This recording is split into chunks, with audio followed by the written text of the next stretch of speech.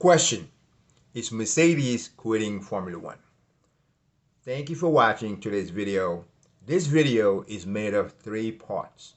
I like to call the video really the three-legged stool. The question was asked, is Mercedes quitting Formula One?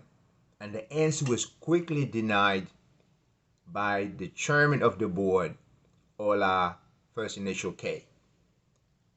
But if you look into it, you see that they may be concerned, and a very valid question to ask at this point in time. First, it's good to understand that the ownership of Mercedes F1 is only made up of 3 members. The first member is Mercedes AG. The second one is Ineos, directed or owned by Sir Jim Ratcliffe. The third one, is Toto Wolff. So Mercedes ownership is a tripod or the three-legged stool. Mercedes AG, Ineos, and Toto Wolff. We know what happens with a three-legged stool. It takes one leg to be loose, unstable, or broken for disturbance. Now, the interesting thing about is Mercedes quitting Formula One or not is the answers that were given by the chairman of the board of Mercedes when answering and addressing that question. He talked about Mercedes' focus on green energy and how Formula One is aligned with that. You know, the fuel usage, the lack of CO2. But what is so clear and is unaligned to his questions, you can look up and find that his questions, in my opinion, his answers were not truthful. It is now public information that the winning Mercedes team in Formula E is being sold to McLaren. Now, you know that I was a Formula One E fan. Ineos. This is obviously Neo. I was a shareholder of Neo at the top.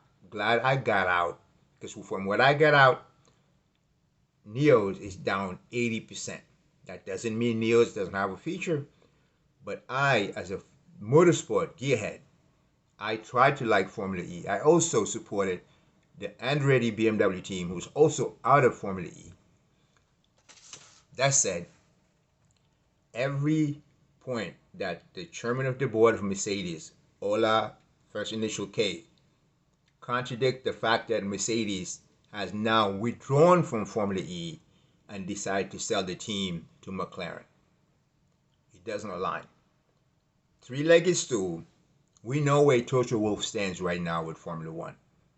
I'm not too certain he's eager. Yes. Ineos, I'm not sure. Mercedes, the fact that they withdrew from the 2021 debacle for PR reason, in my opinion, proved to me that maybe Mercedes is not fully committed. I said it in 2021 after Abu Dhabi that the greatest mistake Mercedes made was to actually not follow through. It reminded me, just from memories, I wasn't alive at the time, but I remember having read the stories about the 1968 Mexico Olympics. A blunder was made, and it will never be forgotten, and I think Mercedes repeated the same blunder. I said at the time the greatest thing Mercedes could have done is to withdraw from Formula One. But then I look back and realize Mercedes is not only a competitor, is also an engine provider. And maybe their contractual agreement wouldn't allow that. Point of discussion, what do you think? The second point is Sir Lewis Hamilton and the jewelry. We know he was given 2 race exemptions.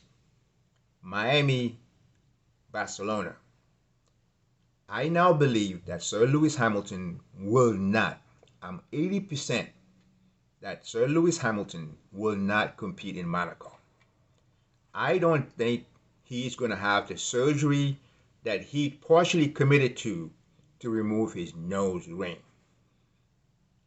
Think about this, guys. Lewis Hamilton wears a bulletproof helmet. In that helmet, there's a small piece of diamond embedded into his nose. The question was asked to the new FIA director or president, Mohammed bin Sulayem. Why was this rule never implemented when it's been in place for so long? He said, I don't know, pretty much, or I don't care, pretty much, paraphrasing. You should ask the old management. Rules are to be followed. What he said is telling. Lewis Hamilton was going to be banned at the Monaco Grand Prix if he did not remove his jewelry. But instead of banning Lewis Hamilton and penalizing Mercedes, the decision now is, let's penalize Lewis Hamilton. Let's fine him for keeping the jewelry. Will Lewis Hamilton stay? I doubt it. Because now what Formula One is doing in the FIA is let free Mercedes to choose whom they like to race to replace Lewis Hamilton, which would be great, or for Lewis Hamilton to sustain penalties for what I think is invalid, a complaint. Third point is the Mercedes upgrade that started in Miami. Again, I like to call that the three-legged stool. Miami was the first leg. We know with a three-legged stool, you can't stand with one leg. It's hard to stand with two. It's certainly impossible to stand with one leg. Yes, but what Mercedes learned is that, yes, when they lowered the car, they had a faster, a higher top speed. But the rear wing that was reduced in size was unable to keep the rear axle stable. They struggled in the corners. They were faster on the straights, but was not a good racing car. Barcelona is the second leg, or the 66% of the solution. I think Barcelona will answer the question, is Mercedes ready to come back? Will Mercedes make it back to the top in 2022? Or will it be never, not at least in the year 2022? I believe that Mercedes is on track, and Barcelona is going to answer the question whether or not Mercedes will make it back. And we know Monaco would be the third leg. But the issue addressed prior is that Lewis Hamilton will be fined, and as a result, may decide not to race. And I always say Monaco is the great equalizer.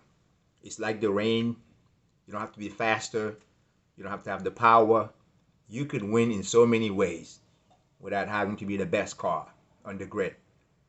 Those are the three-legged stool to discuss. What I wanted to share. The point of discussion. Thank you. Happy Sunday. May God bless you.